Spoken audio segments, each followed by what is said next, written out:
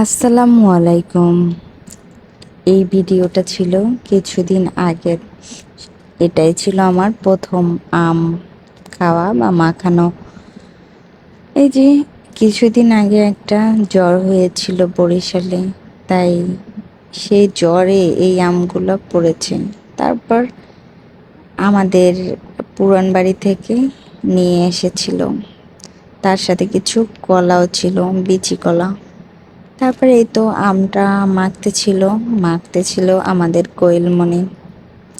আমার ভীষণ খারাপ লাগতেছিল গরমে। তারপর বললাম কোয়েলকে, কোয়েল একটু আম মাখাও। তারপর সে মাখালো।